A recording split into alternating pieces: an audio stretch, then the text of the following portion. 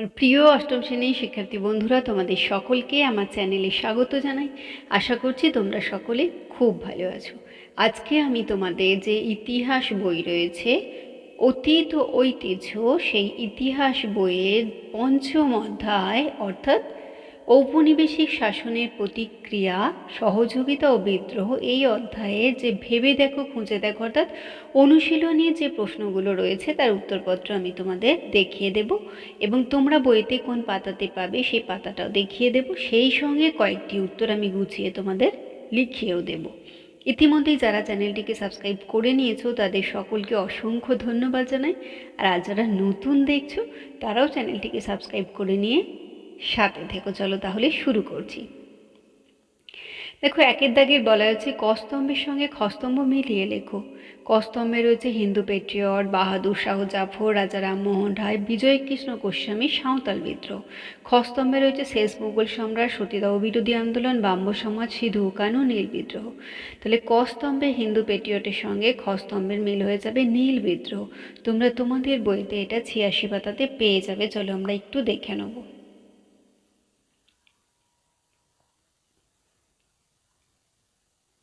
দেখো হিন্দু পেট্রিয়ট আর দেখো নীল বিদ্রোহ। পরের প্রশ্ন দেখো বাহাদুর শাহ জাফর, এটা হয়ে যাবে শেষ মুঘল সম্রাট। তোমাদের বইয়েতে তোমরা 89 পাতাতে উত্তরটা পেয়ে যাবে। দেখো এই যে চলে যাব আমরা পরের প্রশ্নে। পরেরটা বলা হয়েছে দেখো রাজা রামমোহন রায়, এটা হয়ে যাবে সতীদাহ বিরোধী আন্দোলন। তোমাদের বইয়ে 78 পাতাতে তোমরা উত্তরটা পেয়ে যাবে। চলো আমরা একটু দেখে নেব। এই যে রাজা রামমোহন রায় দেখো সতীদাহ প্রথা বন্ধ করেছিলেন, মানে সতীদাহ বিরোধী আন্দোলন। পেয়ে গেলে 78 পাতাতে। পরের প্রশ্ন দেখো বিজয় কৃষ্ণ গোস্বামী, এটা হয়ে যাবে ব্রাহ্ম সমাজ। তোমাদের বইয়ে তোমরা 82 পাতাতে উত্তরটা পেয়ে যাবে। চলো আমরা একটু দেখে নিই। এই দেখো বিজয় কৃষ্ণ গোস্বামী। চলে যাব পরের প্রশ্নে। দেখো সাঁওতাল বিদ্রোহ, সাঁওতাল বিদ্রোহটা হয়ে যাবে সিধু ও কানহু। তোমাদের বইয়ে তোমরা 84 পাতাতে উত্তরটা পেয়ে যাবে। আমরা একটু দেখে নিই। চলো এই দেখো সিধু ও কানহু, সাঁওতাল বিদ্রোহ। এবার আমরা চলে যাব দুইয়ের দাগে। দুইয়ের দাগে কি বলা হয়েছে দেখো বেমানান শব্দটি খুঁজে বার করো। দুইয়ের কয়েতে দেখো পণ্ডিতা রমাবাই, বেগম রোকেয়া, সাখাওয়াত হোসেন, ভগিনী শুভলক্ষ্মী, রানী লক্ষ্মীবাই। এটা উত্তর হয়ে যাবে রানী লক্ষ্মীবাই।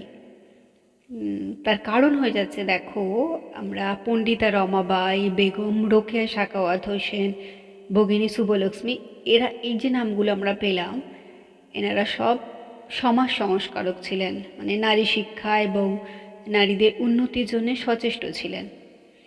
আর রানী লক্ষ্মীবাই যেটা বা লক্ষ্মীবাই যেটা, উনি ছিলেন 1857 যে সিপাহী বিদ্রোহের নেত্রী। সুতরাং এখানে বেমানান আমরা যেটা পেয়ে যাচ্ছি সেটা হয়ে যাচ্ছে রানী লক্ষ্মীবাই বা লক্ষ্মীবাই। এই রানী লক্ষ্মীবাই সম্পর্কে আমরা পেয়ে যাব 92 পাতাতে। আর ওই পণ্ডিতা রমাবাই, বেগম রোকেয়া, সাখাওয়াত হোসেন, ভগিনী শুভলক্ষ্মী পেয়ে যাবো 81 পাতায়। চলো আমরা দুটো একটু দেখে নিই। এই দেখো নারী শিক্ষার উন্নয়নে এই যে নামগুলো পেয়ে যাচ্ছি। এটা পেলাম আমরা 81 পাতাতে। এবার আমরা একটু লক্ষ্মীবাই সম্পর্কে জেনে নেবো। দেখো এটা রয়েছে 92 পাতাতে। চলো আমরা চলে যাই পরের প্রশ্নতে। দেখো ক্ষয়েরটা বলা হয়েছে আত্মারাম পাণ্ডুরং, মহাদেব গোবিন্দ রানাডে, জ্যোতিরাও ফুলে, বীরেশলিঙ্গম পান্তুলু, এই 4জন মানুষই সমাজ সংস্কারক ছিলেন, নারী শিক্ষার উন্নয়নে সচেষ্ট হয়েছিলেন। একমাত্র জ্যোতিরাও ফুলে প্রার্থনা সমাজের সঙ্গে যুক্ত ছিলেন না, বাকি 3জন কিন্তু প্রার্থনা সমাজের সঙ্গে যুক্ত ছিলেন। তাহলে আলাদা হয়ে যাচ্ছে জ্যোতিরাও ফুলে। জ্যোতিরাও ফুলে সম্পর্কে আমরা 82 পাতাতে পেয়ে যাবো। আর আত্মারাম পাণ্ডুরং, মহাদেব গোবিন্দ রানাডে, বীরেশলিঙ্গম পান্তুলু সম্পর্কে আমরা 81 পাতাতে পেয়ে যাব। চলো আমরা একটু দেখে নেব। দেখো আত্মারাম পান্নুরঙ্গ মহাদেব গোবিন্দ রানাদে এই বোম্বাইয়ের প্রার্থনা সমাজের সঙ্গে যুক্ত ছিলেন। তারপরে দেখানো যাবো পান্তুলু সম্পর্কে। দেখো উনিও দক্ষিণ ভারতে প্রার্থনা সমাজের সংস্কার আন্দোলনকে ছড়িয়ে দিয়েছিলেন। এবার দেখো 82 পাতায় জ্যোতিরাও ফুলে সমাজ সংস্কারক ছিলেন, নারী শিক্ষার উন্নয়নে সচেষ্ট হয়েছিলেন, কিন্তু প্রার্থনা সমাজের সঙ্গে যোগাযোগ ওনার ছিল না। এবার চলে যাব আমরা পরের প্রশ্নে। দেখো গয়েরটা বলা হয়েছে রামমোহন রায়, দেবেন্দ্রনাথ ঠাকুর, কেশবচন্দ্র সেন, দয়ানন্দ সরস্বতী। এখানে উত্তর হয়ে যাবে দয়ানন্দ সরস্বতী। হ্যাঁ, তার কারণটা হচ্ছে দেখো দয়ানন্দ সরস্বতী আর্য সমাজের প্রতিষ্ঠাতা ছিলেন, আর বাকি যে নামগুলো আমরা পাচ্ছি রাজা রামমোহন রায়, দেবেন্দ্রনাথ ঠাকুর, কেশবচন্দ্র সেন, এনারা সব ব্রাহ্ম সমাজের সঙ্গে যুক্ত ছিলেন। তো আমরা একটু দেখে নিই পাতাটা, আমরা 82 পাতাতেই উত্তরটা পেয়ে যাব। চলো একটু দেখে নিই আমরা। দেখো রামমোহন রায়, দেবেন্দ্রনাথ ঠাকুর, কেশবচন্দ্র সেন দেখো সব ব্রাহ্ম আন্দোলনের সঙ্গে যুক্ত ছিলেন, আর দয়ানন্দ সরস্বতী দেখো আর্য সমাজের প্রতিষ্ঠাতা ছিলেন। তাহলে আমরা বেমানান পেয়ে গেলাম দয়ানন্দ সরস্বতী। এরপরে দেখো আমরা ঘয়েরটা একটু দেখে নিই। চলো বাহাদুর শাহ জাফর, নানা সাহেব, তিতুমির, মঙ্গল পাণ্ডে। এখানে উত্তর হয়ে যাবে তিতুমির। তার কারণ হচ্ছে তিতুমির বারাসাত বিদ্রোহের সঙ্গে যুক্ত ছিলেন, আর বাকি সবাই 1857 সিপাহী বিদ্রোহের সঙ্গে যুক্ত ছিলেন। চলো আমরা 86 পাতাতে একটু দেখে নিই তিতুমিরের নিয়ে। এ দেখো তিতুমির বারাসাত বিদ্রোহের সঙ্গে যুক্ত ছিলেন, আর বাকি ওনারা সবাই মানে বাহাদুর শাহ জাফর, নানা সাহেব, মঙ্গল পাণ্ডে সব সিপাহী বিদ্রোহের সঙ্গে যুক্ত ছিলেন। আর এরপরে আমরা পরের প্রশ্নে চলে যাই। চলো দেখো 3-এর দাগের কি বলা হয়েছে, অতি সংক্ষেপে উত্তর দাও 30 থেকে 40টি শব্দের মধ্যে। কয়ের প্রশ্ন দেখো ঔপনিবেশিক সমাজে কাদের মধ্যবিত্ত ভদ্রলোক বলা হতো। আমরা এই উত্তরটা পেয়ে যাব 77 পাতাতে। চলো একটু দেখে নিই আমরা। এই দেখো এখান থেকে উত্তর লিখবে যে আর্থিক সচ্ছলতার ক্ষেত্রে যারা মাঝামাঝি স্তরে থাকেন সাধারণভাবে তাদেরকে মধ্যবিত্ত বলা হয়। হিন্দু সম্প্রদায়ভুক্ত উচ্চবর্ণের ওই মধ্যবিত্তদের ব্রিটিশ ভারতে ভদ্রলোক বলেও উল্লেখ করা হতো। এই নতুন শিক্ষিত মধ্যবিত্ত শ্রেণী পাশ্চাত্য শিক্ষার সংস্পর্শে এসে সামাজিক সংস্কারে উদ্যোগী হন। কলকাতা, বোম্বাই ও মাদ্রাজের মতো শহরকে কেন্দ্র করে এই ভদ্রলোকদের সংস্কারমূলক উদ্যোগগুলি গড়ে উঠেছিল। আমরা এবার চলে যাব পরের প্রশ্নে। দেখো ক্ষয়েরটা বলা হয়েছে নব্যবঙ্গ গোষ্ঠী কোন কোন প্রথার বিরোধিতা করেছিলেন। আমরা উত্তরটা পেয়ে যাব 80 পাতাতে। চলো আমরা একটু দেখে নিই। দেখো জাতপাত, বাল্যবিবাহ, বহুবিবাহ প্রভৃতি প্রথার বিরুদ্ধে তারা সোচ্চার হয়েছিলেন, কিন্তু ব্রিটিশ শাসন ও ইংরেজি শিক্ষার প্রতি নববঙ্গ গোষ্ঠীর পুরো সমর্থন ছিল। পরবর্তীকালে ওই গোষ্ঠীর অনেক সদস্যই নিজেদের পুরনো মতামত ও অবস্থান থেকে সরে গিয়েছিলেন। আমরা চলে যাই পরের প্রশ্ন। দেখো গয়েরটা বলা হয়েছে স্যার সৈয়দ আহমদের সংস্কারগুলির প্রধান উদ্দেশ্য কী ছিল। এই উত্তরটা আমরা পেয়ে যাব 83 পাতায়। চলো আমরা একটু দেখে নিই। দেখো লিখবে যে মুসলমান সংস্কারকদের মধ্যে স্যার সৈয়দ আহমেদ খান ছিলেন সবথেকে অগ্রগণ্য। চাকরির সুবাদে ঔপনিবেশিক প্রশাসনের সঙ্গে যুক্ত ছিলেন স্যার সৈয়দ, ফলে মুসলমান সমাজেও ইংরেজি শিক্ষা বিস্তারের প্রয়োজনীয়তা বিষয়ে তার বাস্তব অভিজ্ঞতা ছিল। 1864 খ্রিস্টাব্দে মুসলমানদের মধ্যে বিজ্ঞান চর্চা জনপ্রিয় করার জন্য উদ্যোগ নেন তিনি। তার পাশাপাশি বিভিন্ন বিজ্ঞানের বই উর্দু ভাষায় অনুবাদ করা হতে থাকে। আধুনিক যুক্তিবাদ ও বিজ্ঞানের চোখ দিয়ে কোরআনকে ব্যাখ্যা করতে চেয়েছিলেন সৈয়দ আহমদ। পুরনো প্রথা ও যুক্তিহীন অন্ধবিশ্বাসের বিরুদ্ধে সওয়াল করেছিলেন তিনি। তারপর 1875 খ্রিস্টাব্দে আলিগড় অ্যাংলো ওরিয়েন্টাল কলেজ প্রতিষ্ঠা করেন স্যার সৈয়দ। মুসলমান ছাত্র শিক্ষকদের পাশাপাশি বেশ কিছু হিন্দু ছাত্র ও শিক্ষক ওই কলেজে পড়াশোনা করতেন। এতটা লিখবে। পরের প্রশ্ন দেখো ঘয়েরটা তিতুমির কাদের বিরুদ্ধে বিদ্রোহ করেছিলেন। এই উত্তরটা তোমরা তোমাদের বইয়ে 86 পাতাতে পেয়ে যাচ্ছ, একটু দেখে নাও। লিখবে যে তিতুমিরের আন্দোলন স্থানীয় জমিদার নীলকর ও ব্রিটিশ প্রশাসনের বিরুদ্ধে সংগঠিত হয়। বিদ্রোহ শুরুর কিছুদিনের মধ্যেই তিতুমির ঘোষণা করেন কোম্পানি সরকারের শাসন শেষ হয়ে আসছে। বারাসাত অঞ্চলে একটি বাঁশের কেল্লা বানিয়ে নিজে বাদশাহ উপাধি নেন তিতু। নারকেলবেড়িয়া বা বারাসাত বিদ্রোহ দমন করার জন্য ব্রিটিশ বাহিনী কামান দেগে বাঁশের কেল্লা ধ্বংস করে দেন। ব্যাকেটে লিখবে 1831 খ্রিস্টাব্দ। চারের দাগের বলা হয়েছে নিজের ভাষায় লেখো 120 থেকে 160টি শব্দে। কয়ের প্রশ্ন দেখো, সতীদাহ বিরোধী আন্দোলন ও বিধবা বিবাহের পক্ষে আন্দোলনের মধ্যে মূল মিলগুলো বিশ্লেষণ করো। বিদ্যাসাগর নারী শিক্ষার জন্য কিভাবে চেষ্টা করেছিলেন। তোমাদের বইয়েতে তোমরা 78 এবং 79 পাতাতে উত্তর পেয়ে যাবে। এই যে 78 আর 79 পাতায় উত্তর দেওয়া রয়েছে। তবু আমি তোমাদের একটু গুছিয়ে লিখিয়ে দিচ্ছি, তোমরা একটু লিখে নাও। কয়েকটা লেখো যে সতীদাহ বিরোধী আন্দোলন ও বিধবা বিবাহের পক্ষে আন্দোলনের মধ্যে মূল মিলগুলি বিশ্লেষণ করো।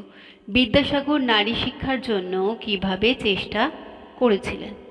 লেখো যে সতীদাহ বিরোধী আন্দোলন ও বিধবা বিবাহ আন্দোলনের মধ্যে মূল মিলগুলি হল দুটি আন্দোলনই অবহেলিত নারী মুক্তি আন্দোলন, নারী কল্যাণকর।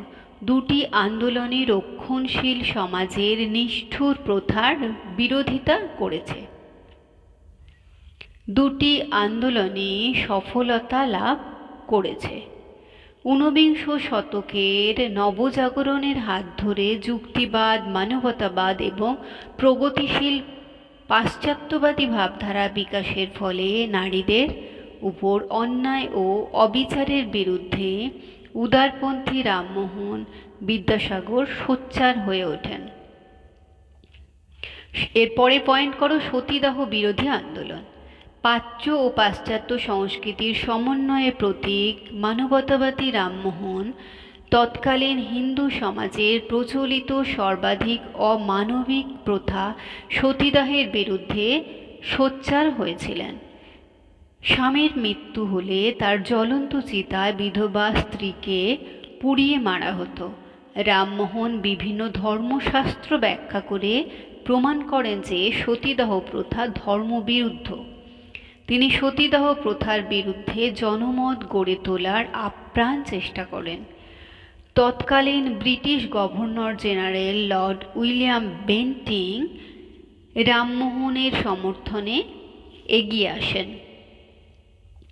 শেষ পর্যন্ত হিন্দু রক্ষণশীলদের দাবি অগ্রাহ্য করে বেন্টিং 17 নম্বর রেগুলেশন জারি করে সতীদাহ প্রথার উচ্ছেদ করেন।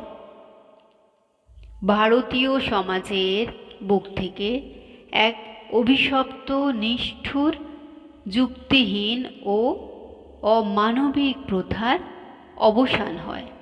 পরের পয়েন্ট করো বিধবা বিবাহ আন্দোলন।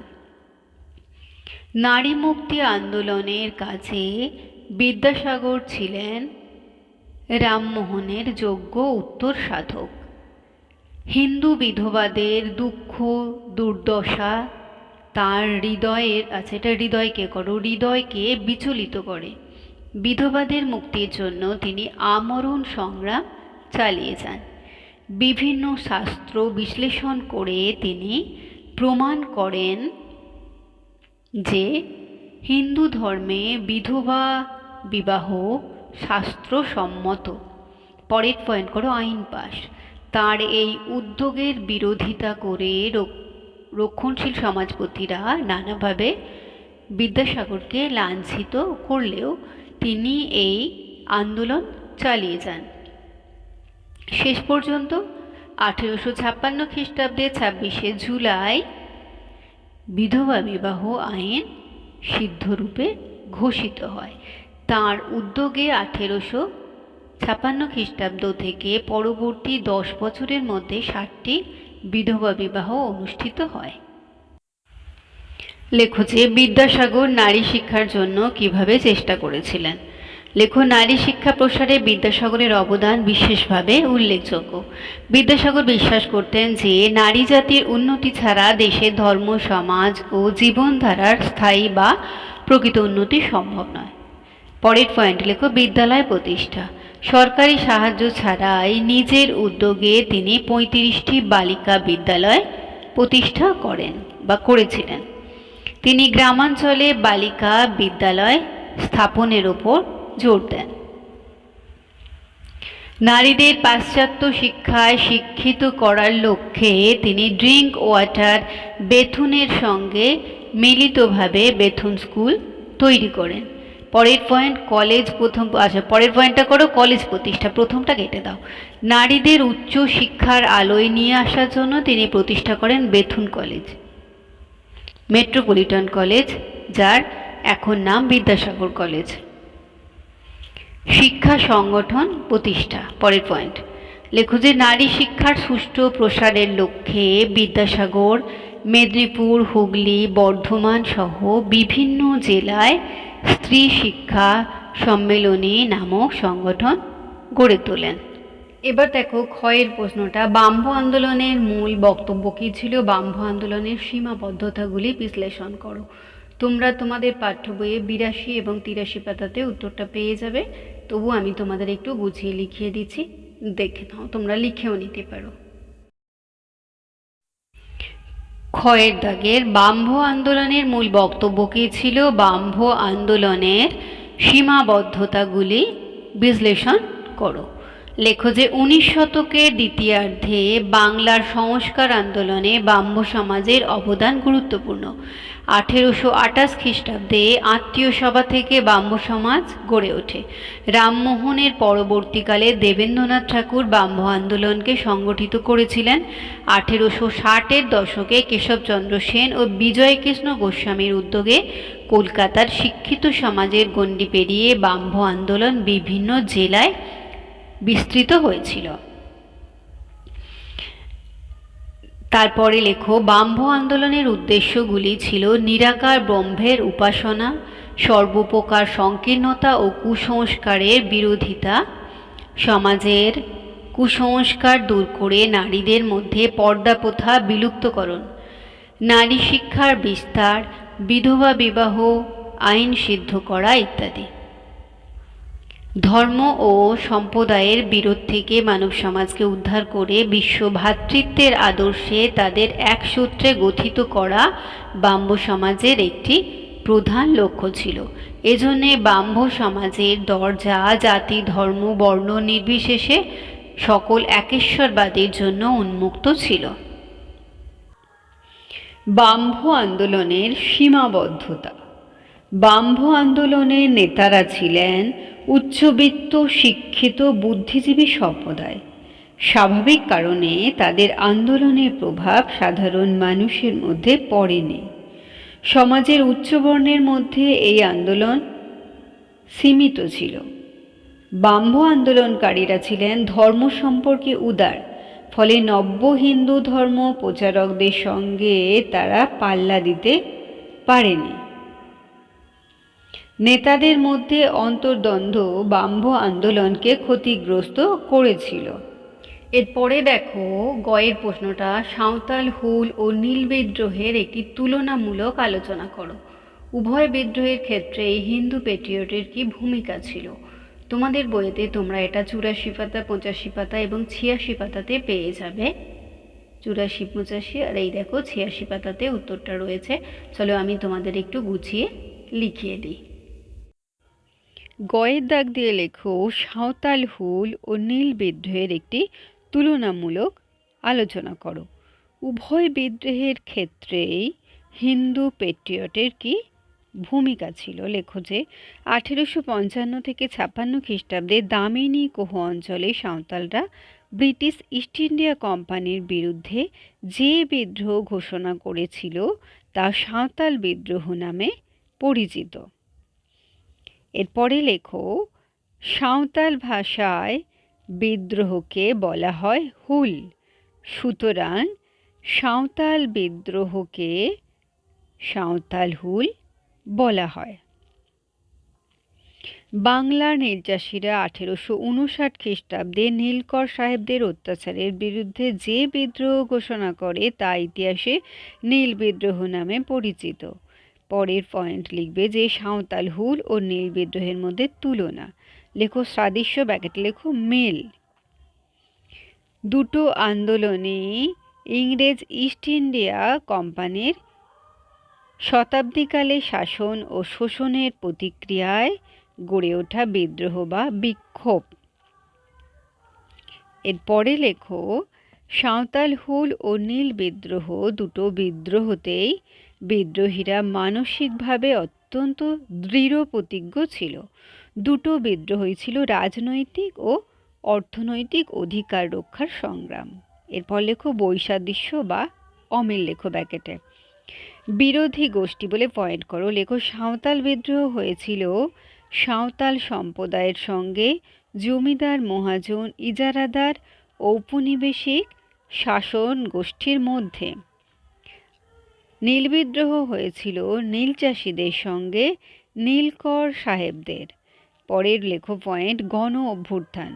সাঁওতাল বিদ্রোহে কেবলমাত্র সাঁওতাল সম্প্রদায়ের আদিবাসী গোষ্ঠী ও বিরোধী গোষ্ঠী ছিল। নীল বিদ্রোহে হিন্দু ও মুসলমান উভয় সম্প্রদায়ের প্রায় 60 লক্ষ কৃষক অংশগ্রহণ করেছিল। এর ফলে নীল বিদ্রোহ গণ আন্দোলনে পরিণত হয়েছিল। পরের পয়েন্ট লেখো বুদ্ধিজীবীদের সমর্থন। সাঁওতাল বিদ্রোহে সাঁওতালরা বুদ্ধিজীবীদের সমর্থন লাভ করতে পারেনি, কিন্তু নীল বিদ্রোহে বাংলার নীল চাষিগণ, সাংবাদিক, সাহিত্যিক, নাট্যকার প্রমুখ বুদ্ধিজীবীদের সমর্থন লাভ করতে সক্ষম হয়। পরের পয়েন্ট লেখো বিদ্রোহ কবলিত স্থান। সাঁওতাল বিদ্রোহ মূলত বীরভূম, বাঁকুড়া, মেদিনীপুর, মানভূম, ছোটনাগপুর প্রভৃতি স্থানে ব্যাপক আকার ধারণ করেছিল। অন্যদিকে নীল বিদ্রোহ নদিয়া, খুলনা, যশোর, ফরিদপুর, 24 পরগনা, পাবনা প্রভৃতি অঞ্চলে ব্যাপক আকার ধারণ করেছিল। পরের পয়েন্ট লেখো সাফল্য। সাঁওতাল বিদ্রোহ তার লক্ষ্য পূরণে ব্যর্থ হয়, কারণ স্বাধীন সাঁওতাল রাজ্য গঠিত হয়নি। তবে নীল বিদ্রোহ তার লক্ষ্য পূরণে সক্ষম হয়েছিল, কারণ এই বিদ্রোহের ফলে নীল চাষ স্বেচ্ছাধীন বলে ঘোষিত হয়। এরপরে লেখো যে হিন্দু পেট্রিয়টের ভূমিকা। 19 শতকের দ্বিতীয়ার্ধের বাংলাদেশের অর্থনৈতিক জীবনের চিত্র পাওয়ার জন্য সাময়িক পত্রিকা অন্যতম উপাদান। এক্ষেত্রে হিন্দু পেট্রিয়ট বিশেষ উল্লেখযোগ্য। কৃষিপ্রধান বাংলাদেশ ব্রিটিশ ঔপনিবেশিক শাসনের অভিঘাতে জর্জরিত ও শোষিত হয়। এর প্রতিক্রিয়ায় ইতস্তত বিক্ষোভ ও বিদ্রোহ ঘটে। সাঁওতাল বিদ্রোহ, নীলচাষীদের আন্দোলন তার বহিঃপ্রকাশ ছিল। হিন্দু পেট্রিয়ট পত্রিকার সম্পাদক হরিশচন্দ্র মুখার্জি গণসংগ্রামের কাহিনী প্রচারে উদ্যোগী ছিলেন।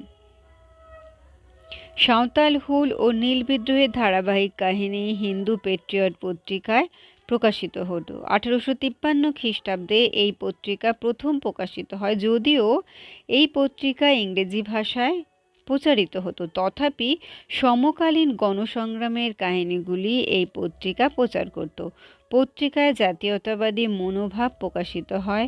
সাঁওতালদের দলবদ্ধ অভিযান, জমিদার ও মহাজনদের বিরুদ্ধে সংগ্রাম এবং আধুনিক অস্ত্রসজ্জিত ব্রিটিশ বাহিনীর সঙ্গে তীর, ধনুক, বর্শা, কুঠার প্রভৃতি সনাতন অস্ত্রসজ্জিত সাঁওতালদের অসম যুদ্ধ কাহিনী এই পত্রিকায় লেখা হয়। পরাজিত সাঁওতালদের বিরুদ্ধে ইংরেজদের নৃশংস আচরণ সহানুভূতির সঙ্গে প্রচার করে এই পত্রিকা। নীল চাষীদের ওপর ব্রিটিশ ঔপনিবেশিক শাসনের অত্যাচারের কাহিনী খুব নিখুঁতভাবে সম্পাদক হরিশচন্দ্র মুখার্জি হিন্দু পেট্রিয়ট পত্রিকায় তুলে ধরেন। ভয়ের প্রশ্নটা দেখো, তুমি কি মনে করো 1857 খ্রিস্টাব্দের বিদ্রোহ কেবল সিপাহী বিদ্রোহ ছিল? তোমার উত্তরের সপক্ষে যুক্তি দাও। এই ঘয়ের প্রশ্নের উত্তরটা তোমরা তোমাদের বইয়ে 91 পাতাতে পেয়ে যাবে। চলো আমি তোমাদের একটু গুছিয়ে এটা লিখিয়ে দিচ্ছি, তোমরা একটু লিখে নাও। ঘয়ের প্রশ্ন, তুমি কি মনে করো 1857 খ্রিস্টাব্দের বিদ্রোহ কেবল সিপাহী বিদ্রোহ ছিল? তোমার উত্তরের সপক্ষে বা পক্ষে যুক্তি দাও। প্রথমে লেখো ভূমিকা। 1857 খ্রিস্টাব্দের বিদ্রোহের প্রকৃতি নিয়ে ঐতিহাসিক ও চিন্তাশীল ব্যক্তিদের মধ্যে মতবিরোধ আছে। যেমন রবার্টস, জন কে, জন সিলি, সৈয়দ আহমেদ খাঁ প্রমুখরা মনে করেন এটা নিছক সিপাহী বিদ্রোহ ছিল। 1857 খ্রিস্টাব্দের বিদ্রোহের প্রকৃতি বিশ্লেষণ করে বলা যায় যে এটা নিছক সিপাহী বিদ্রোহ ছিল না। এই বিদ্রোহ শুধুমাত্র সিপাহীদের মধ্যেই সীমাবদ্ধ ছিল না। এই বিদ্রোহে ভারতবর্ষের বিভিন্ন অঞ্চলের মানুষ সামিল হয়েছিল। যত সংখ্যক সিপাহী বিদ্রোহ করেছিল ততোধিক সিপাহী বিদ্রোহ দমনে অংশ নিয়েছিল। পরের পয়েন্ট লেখো যে জনগণের অংশগ্রহণ। 1857 খ্রিস্টাব্দের বিদ্রোহে সাধারণ মানুষ লাঠি, কাস্তে, বল্লম নিয়ে স্বতঃস্ফূর্তভাবে আন্দোলনে অংশ নিয়েছিল। অযোধ্যাতে এই বিদ্রোহ গণবিদ্রোহের আকার ধারণ করেছিল। পরের পয়েন্ট লেখো স্বাধীনতার আকাঙ্ক্ষা। বিদ্রোহীরা শেষ মোগল সম্রাট দ্বিতীয় বাহাদুর শাহকে সম্রাট বলে ঘোষণা করে যেভাবে দেশীয় শাসন ব্যবস্থার পুনঃপ্রতিষ্ঠায় আগ্রহী ছিল তাতে স্বাধীনতার আকাঙ্ক্ষা পরিস্ফুট হয়েছিল। তাই একে নিছক সিপাহী বিদ্রোহ বলা ঠিক নয়। পরের পয়েন্ট লেখো বিদ্রোহের কারণ। বিদ্রোহের কারণ বিশ্লেষণ করলে দেখা যায় যে শুধুমাত্র সামরিক কারণে সিপাহী বিদ্রোহ হয়নি। তার মধ্যে সামাজিক, ধর্মীয়, রাজনৈতিক ও অর্থনৈতিক নানা কারণও ছিল। পরের পয়েন্ট লেখো উপসংহার। 1857 খ্রিস্টাব্দের বিদ্রোহের কারণ, বিস্তার প্রভৃতির বিশ্লেষণে বোঝা যায় যে তা শুধু সিপাহী বিদ্রোহ ছিল না।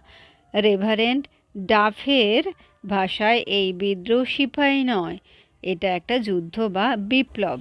তাহলে অষ্টম শ্রেণী তোমাদের ইতিহাস বইয়ের অর্থাৎ অতীত ও ঐতিহ্য এই ইতিহাস বইয়ের পঞ্চম অধ্যায় ঔপনিবেশিক শাসনের প্রতিক্রিয়া, সহযোগিতা ও বিদ্রোহ এই অধ্যায়ে যে ভেবে দেখো, খুঁজে দেখো অর্থাৎ অনুশীলনী প্রশ্নগুলো রয়েছে আমি তার উত্তরপত্র দেখিয়ে দিলাম।